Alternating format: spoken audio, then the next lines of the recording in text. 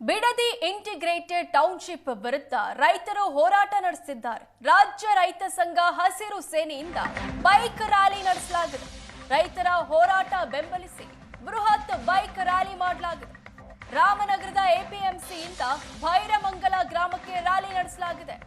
ಯಾವುದೇ ಕಾರಣಕ್ಕೂ ಟೌನ್ಶಿಪ್ಗೆ ಭೂಮಿ ನೀಡಲ್ಲ, ಭೂ ಸ್ವಾಧೀನ ಪ್ರಕ್ರಿಯೆ ಸರ್ವೆ ಕಾರ್ಯ ನಿಲ್ಲಿಸುವಂತೆ ಒತ್ತಾಯಿಸಲಾಗಿದೆ. ರೈತರನ್ನ ಭೂಮಿಯನ್ನ ಕಬಳಿಸುತ್ತಿರುವ ರಾಜ್ಯ ಸರ್ಕಾರಕ್ಕೆ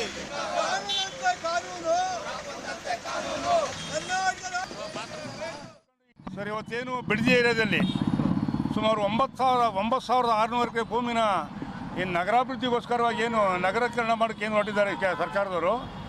ಜೊತೆಗೆ ಏನಲ್ಲ 13 ಹಳ್ಳಿ ಏನು ನಾಶ ಆಗ್ತಾ ಇದೆ. ಅದೇನು ಚಳವಳಿ ಮಾಡ್ತಾಯಿದ್ದಾರೆ, 52-53 ದಿವಸ ಚಳವಳಿ ಮಾಡ್ತಾಯಿದ್ದಾರೆ.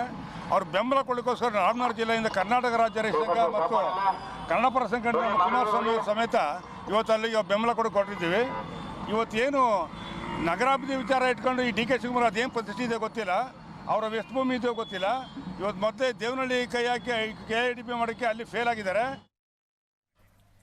ಸವಿತಾ ಸಮಾಜದ ವಿರುದ್ಧ ಸಿಟಿ ರವಿ ಅವಹೇಳನ ಮಾತು ಸಂಬಂಧ ಸಿಟಿ ರವಿ ವಿರುದ್ಧ ಹಿಂದುಳಿದ ವರ್ಗಗಳ ಒಕ್ಕೂಟ ಪ್ರೊಟೆಸ್ಟ್ ಮಾಡಿದೆ. ರಾಮನಗರದ ಐಚೂರು ವೃತ್ತದಲ್ಲಿ ಪ್ರತಿಭಟಿಸಿ ತಮ್ಮ ಆಕ್ರೋಶ ವ್ಯಕ್ತಪಡಿಸಿದ್ದಾರೆ.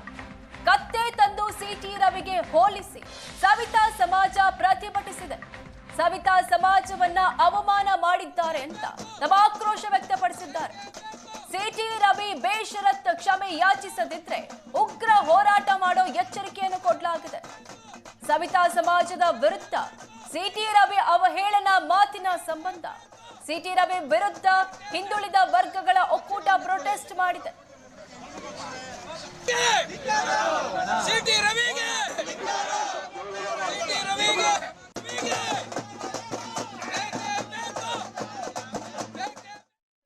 ಏನು ಸವಿತಾ ಸಮಾಜ ಬಗ್ಗೆ ಸಿಟಿ ರವಿಯವರು ಇವತ್ತು ಹೇಳಿಕೆ ಕೊಟ್ಟಿದ್ದಾರೆ, ಅಜಾಮ ಅನ್ನೋ ಮಾತನ್ನ ಬಳಸಿದ್ದಾರೆ.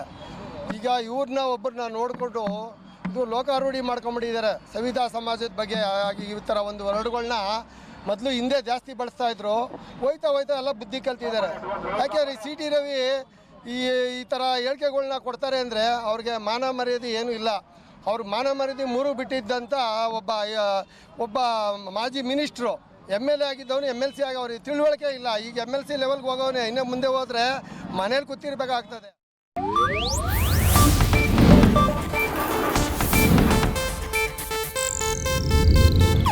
ಇದು ಏಷ್ಯಾನೆಟ್ ನ್ಯೂಸ್ ನೆಟ್ವರ್ಕ್ ಪ್ರಸ್ತುತಿ.